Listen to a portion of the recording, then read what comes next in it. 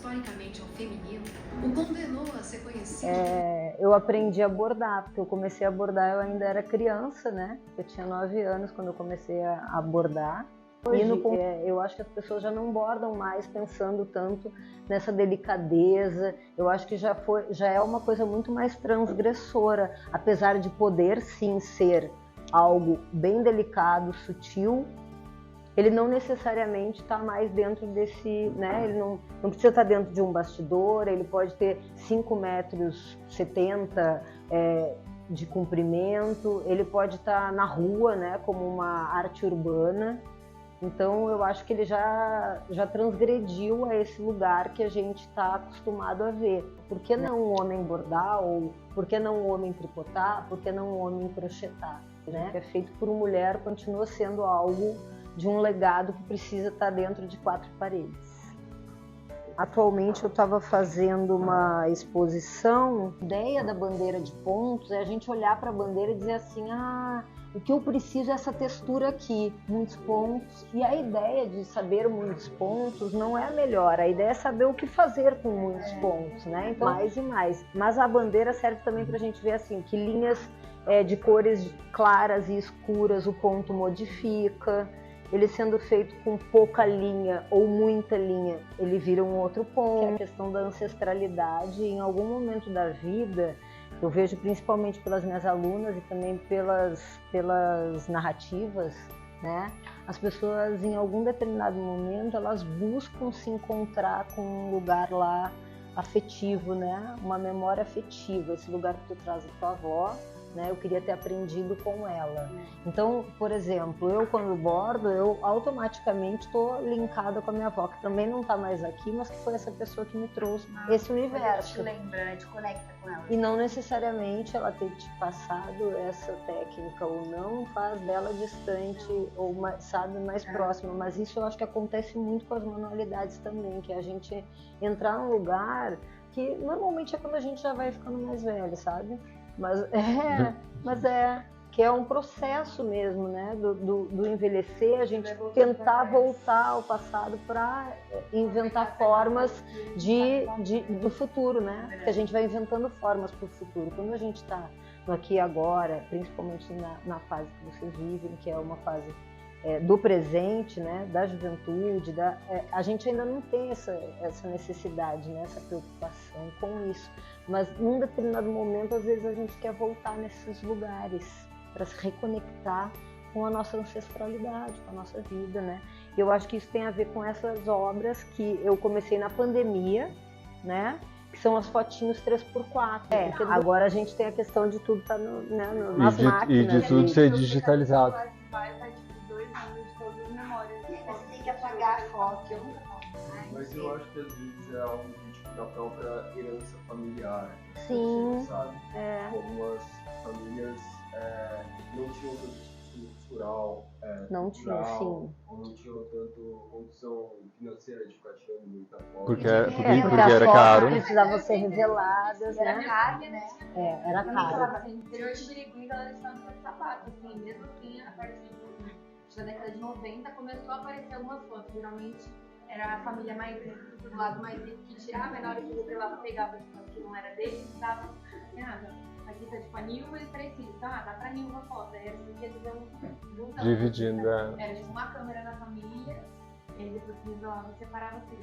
Eu tenho ainda os álbuns, tinha os álbuns da minha mãe, que assim, ela chegou há 60, 70 anos atrás no Brasil, né, imigrante. Então tem toda uma construção, não só da história do Brasil, porque é uma outra cidade, é um outro país, de quando eles chegaram, e é a coisa de fazer a foto, eles tinham muito de posar, né? Tinha as poses, claro. Por quê? Tem Porque muitas, eles pensavam né? que aquilo eles estavam guardando para a posteridade.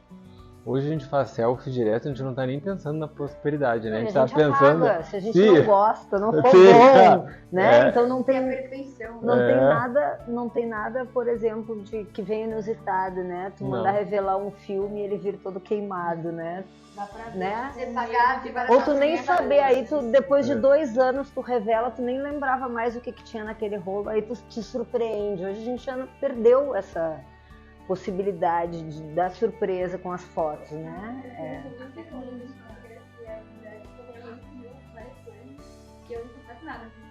Uhum. Eu guardo todos. Sim. Ah, sim, eles. É ótimo, muita gente usa, né? Vários artistas usam, né? Rolos O rolo. e o próprio negativo, né? Tu tem os Mas é negativos. engraçado, eu falei sobre alguns da minha família, tinha várias fotos embaçadas, eu via na hora que você revelava, É que não sabia sabia. o que ia vir ou não, se a foto estava embastada, se não estava, se posou, se não claro.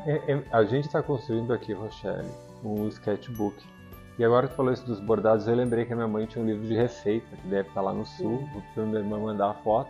E a capa era bordada. Aí tinha um recorte do pudim e a receita do pudim. E daí a minha irmã tinha também o dela, e daí assim, um era xadrez em branco e azul, outro em branco e vermelho.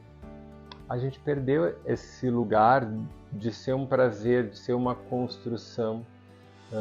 O sketch, por exemplo, que eles vão construir, que é uma coisa de artista, que é fazer esse registro, que é perceber aquela página de outra forma, é um resgate disso, é um resgate desse olhar desacelerado nosso, no nosso Que a tempo. gente vai eu acho que assim, a questão das manualidades tem isso, né? Se a gente for... esse é um outro tempo, né? O Sim. tempo do bordado é um outro tempo, ele nos leva para um outro lugar, né? Então toda essa rapidez que urge, né? Atualmente, assim, ela deixa de existir nesse momento. Eu digo assim que o bordado é minha religião, né? É onde eu me conecto comigo mesmo, assim, porque é o tempo que eu tenho para mim, né? Que eu fico ali e esqueço de todo o resto, porque eu acho que a gente já não tem mais esses espaços, né? Ninguém mais vai parar para fazer um caderno de receitas, né? Hoje Me remeteu a coisas que eu achava legal a gente olhar com carinho depois. Por exemplo, olhar para o material do Ronaldo Fraga. Ele tem esses sketches, ele trabalha esses bordados, ele fez desfile e coleções que ele bordava as telas em tamanho grande e deixava os fios, se não me engano, foi o Carlos Drummond de Andrade, a coleção. Ronaldo tem O I've Zuzu said this a também million tem times. You're no Bordado good for me. I should say goodbye. Se for pensar em indumentária, But your voice is my lullaby. And your kisses are something I can't deny. assim, Is it right? faz uma Is divisão, it assim, wrong? de água I don't care. It feels way too good. Is it right? como artista, Is ele it mesmo wrong? como artista, Your lips heal me when I feel blue. mas ele foi uma pessoa que ficou 50 anos em um hospital psiquiátrico e ele tinha como meta assim, de vida fazer um inventário das coisas do mundo para apresentar a Some ele days I say quando you're the one I hate. então But I wake up in your bed again. Some days I say I will run away. But it's all a lie, 'cause I always stay. It's all a lie. I always stay. It's all a lie. I always stay. It's all a lie. I always stay. It's all a lie. I always stay. Mas tem muita coisa de indumentária, né? Porque ele tem os casacos, uma coisa incrível, né? O trabalho do bispo. E aí o bispo, assim, no final dos anos 80 para os anos 90, ele foi,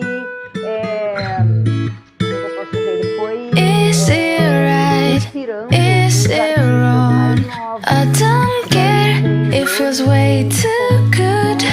Is it right? Is it wrong? Your lips heal me when I feel blue. Era uma estilista, né, que teve um filho que morreu que sumiu, né, durante a ditadura e morreu, e ela começou a bordar nos vestidos dela tanques do exército, bombas. Aí ela utilizou a própria indumentária dela, que era uma estilista de alta corte, assim, de alta costura, né? E ela começou a introduzir, então, o bordado mais como uma forma de protesto, né? Então, o bordado hoje em dia também é muito utilizado, né? É um bordado mais ativista, um político, ou seja, né? Teve aqui no Itaú Cultural, tanto do bispo quanto dela, teve exposição. Assim, no meu acervo de fotos digitais, eu tenho a exposição dela e do bispo. Eu tenho também Mas muitos registros. eu tenho que eu posso achar. mandar para vocês se vocês Ai, quiserem. seria Eu tenho ótimo. muitos. Eu fiz a formação com a equipe do Itaú Cultural para essa perfeito. exposição.